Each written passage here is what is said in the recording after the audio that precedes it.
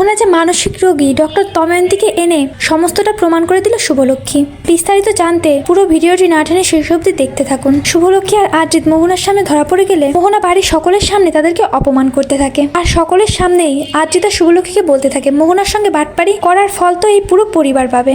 শুভলক্ষ্মী তখন বলে, তুমি আমাদের ক্ষতি করতে যত নিচে নামবে তুমি নিচে কিন্তু ততই নিজের কবরটা খুঁড়ে যাবে। এই কথা শুনে মোহনা হেসে বলে ওঠে, তোমাদের তো ডিভোর্স হয়ে গেছে, তুমি আর আমার কি ক্ষতি করবে। এই কথা শুনে শুভলক্ষ্মী আর আরজিৎ দুজনে জোরে জোরে হাসতে থাকে। শুভলক্ষ্মী আর আরজিৎকে হাসতে দেখে মোহনা অনেক রেগে যায়। মোহনা রেগে বলে ওঠে, এ কি তোমরা হাসছো কেন? শুভলক্ষ্মী তখন উত্তর দিয়ে বলে ওঠে, তোমার সঙ্গে আমরা এতদিন নাটক করছিলাম, আমার আর আদির ডিভোর্সটা মিথ্যে। কথাটা শুনে মোহনা চমকে ওঠে আর সঙ্গে সঙ্গে বলে ওঠে, না এটা হতে পারে না, তোমরা আমাকে ঠকালে, আমি শুভলক্ষ্মীকে ছাড়বো না। শুভলক্ষ্মীকে আঘাত করতে গেলে তখনই আরজিৎ মোহনার গালে চর বসিয়ে দেয়। মোহনা আরজিতের কাছে চর খেয়ে তার দিকে তাকিয়ে থাকে রাগান্বিত হয়ে। এরপর ছুরি দিয়ে আরজিৎকে আঘাত করতে যায়, যা দেখে শুভলক্ষ্মী অবাক হয়ে যায় আর বুঝতে পারে 6 বছর আগে নিশ্চিত এমন কোনো ঘটনা ঘটেছিল। ঠিক সেই সময় ডক্টর দময়ন্তী কিছু প্রমাণ নিয়ে রায়বাড়িতে আসে। শুভলক্ষ্মী যখন ডক্টর দময়ন্তীর সঙ্গে দেখা করতে গিয়েছিল তখনই ডক্টর দময়ন্তীকে ব্ল্যাকমেল করে বলেছে, তুমি যেভাবেই হোক মোহনার প্রমাণগুলো জোগাড় করে দেবে, তা না হলে তোমার ডাক্তারি ক্যারিয়ার আমি শেষ করে দেব। সেই ভয়ে ডক্টর দময়ন্তী মোহনার সকল প্রমাণ নিয়ে রায়বাড়িতে এসে হাজির হয়। তখন শুভলক্ষ্মী মোহনার কাছে গিয়ে বলে ওঠে, মোহনা তোমার সব খেলা শেষ,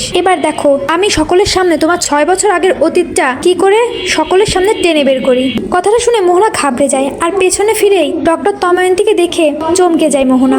এদিকে ডক্টর দময়ন্তী শুভলক্ষ্মীর হাতে ওই ফাইলটা তুলে দেয়। দময়ন্তী বলতে শুরু করে, 6 বছর আগে এই মোহনা একজনকে খুন করে নিউ ইয়র্কে চলে এসেছিল আর তাকে 1 বছরের মতো অ্যাসাইলামেও রাখা হয়েছিল। এই সকল কিছুর প্রমাণ এই ফাইলের মধ্যে রয়েছে। ডক্টর দময়ন্তী মোহনার অতীতের কথা বলছে। এইসব দেখে মোহনা সেন্সলেস হয়ে পড়ে যায়। তো বন্ধুরা, এমনটাই যদি নতুন পর্বগুলিতে হয় আপনাদের দেখতে কেমন লাগবে? গৃহপ্রবেশ ধারাবাহিক আপনাদের মতামতটা আমাদের কমেন্ট করে জানিয়ে দিন।